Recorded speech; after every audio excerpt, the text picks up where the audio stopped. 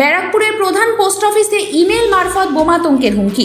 ঘটনায় চাঞ্চল্য ছড়ায় গোটা এলাকা জুড়ে। রাজ্যের বিভিন্ন আদালতের পর এবার নজরে post office.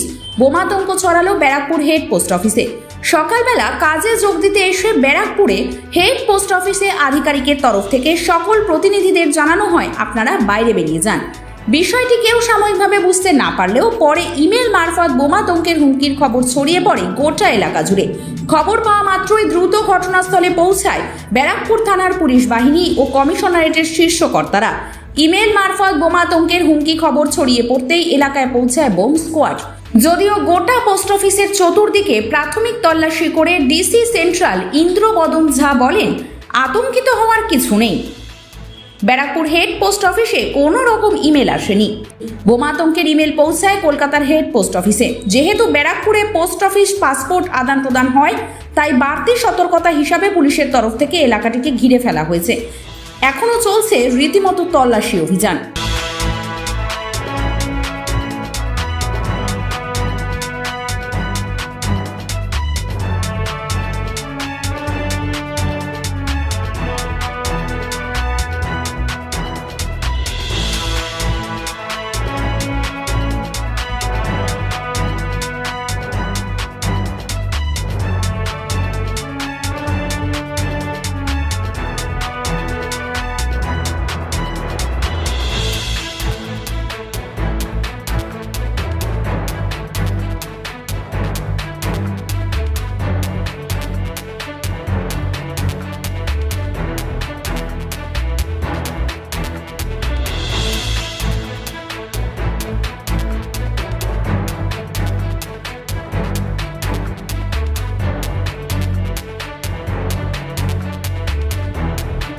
This news is sponsored by JM Jewelers. সোনার গহনার মজুরি মাত্র 6.5%। Anandamath, station road.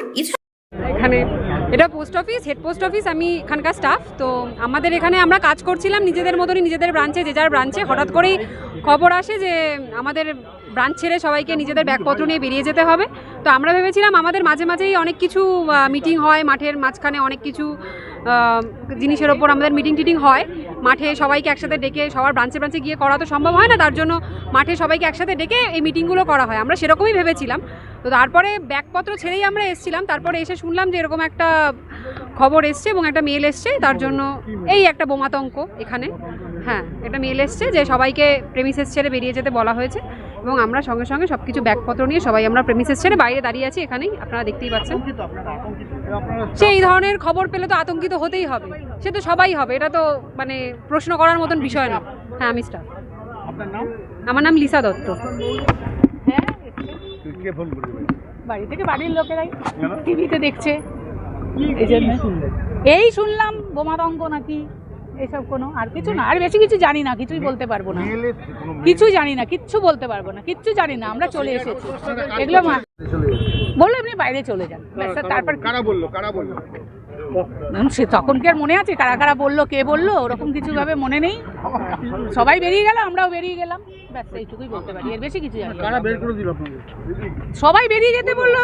অসংখ্য লোক আছে পোস্ট অফিসে, বিভিন্ন ধরনের পাসপোর্ট আছে, আদার সেকশন আছে, সমস্ত ডিভিশন আছে, সবাই বেরিয়ে গেল। আর কিছু আমি কিছুই জানতে পারিনি, পরে শুনলাম এখানে এসে পুলিশ দেখে শুনতে পেলাম কিছু একটা হয়েছে নিশ্চয়ই। আমার নাম সোমা ব্যানার্জি। ব্যারাকপুর থানায় খবর পেলো ব্যারাকপুর পোস্ট অফিস মারফতে কি একটা ইমেল পেয়েছেন ওনারা, যেখানে এরকম গল্প লেখা আছে কি হয়তো ওখানে বম হতে পারে। সঙ্গে সঙ্গে ওখানে এটাও ইনস্ট্রাকশন ছিল, ইমেলেই ছিল কি ওটা যেন স্টাফগুলোকে ইভ্যাকুয়েট করা হোক। তো আমরা খবর পেয়ে সঙ্গে সঙ্গে এখানে চলে আসি। তৎপরতায় গোটা police senior officer, CCP Mohanpur madam, আমিও চলে আসি এখানে। আর এখানে আসার পরে আমরা যেটুকু ছিল পেন্ডিং ওটা আমরা ইভ্যাকুয়েশন করে দিয়েছি। তারপরে আমরা যেটা আমাদের সবসময় থাকে কি একটা প্রিভেন্টিভ মেজার্স আমরা কর্ডন অফ করে দিয়েছি এলাকাকে।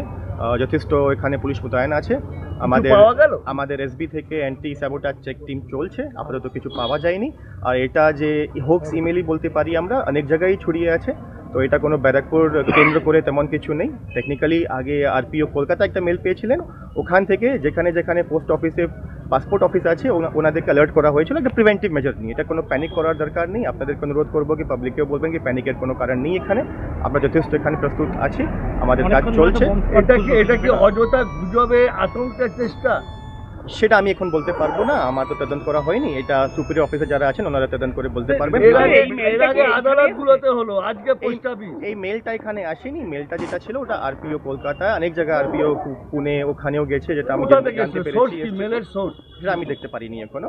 আর আরপিও কলকাতা সাহেব ওখান থেকে প্রিভেন্টিভ হিসাবে যেটা একটু অ্যালার্ট করা দেয় সবাইকে এখানে পাঠানো হয়েছে, যেহেতু এখানে পাসপোর্ট সেবা কেন্দ্র আছে। মানে এইটার কি নাম ছিল, ব্যারাকপুরের কি নাম ছিল? ব্যারাকপুরের নাম তেমন ছিল না, বললাম ব্যারাকপুর কেন্দ্র করে কিছু নেই।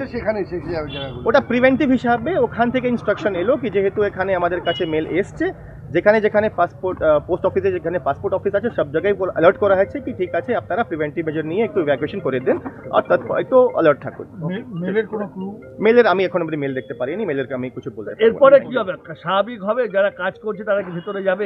এরপরে এনারা যে পাসপোর্ট অফিসের যে উচ্চপদস্থ অধিকারী আছেন ওনারা ডিসিশন নেবেন কি হবে। আমরা আপাতত কর্ডন করে সার্চিং করছি, ফুল সার্চিং করবো। এখানে আমার অ্যান্টি সাবোটেজ টিম আছে, চেক করছে, আমাদের তো কিছু পাওয়া যায়নি, তাও করছে ওনারা। আর পরে আমরা যেটা দেখছি যেটা সিদ্ধান্ত নেওয়া হবে সিনিয়র অফিসার নেবেন ওটা করবো আমরা। নিজের সাধ্যের মধ্যে কিনতে বা গড়াতে চাইছেন সোনার গহনা? তাহলে শীঘ্রই চলে আসুন ইছাপুর আনন্দমঠ স্টেশন রোডের উপর অবস্থিত জেএম জুয়েলার্সে। এখানে মজুরি লাগবে শুধুমাত্র 6.5%। তার উপর আবার সোনার গহনা মজুরির উপর পেয়ে যাবেন 35% ছাড়। স্পেশাল ডিসকাউন্ট রয়েছে 40%। এবং আমাদের মেম্বারশিপ কার্ড সংগ্রহ করলে লাইফ টাইমের জন্য পেয়ে যাবেন 40% পর্যন্ত ছাড়।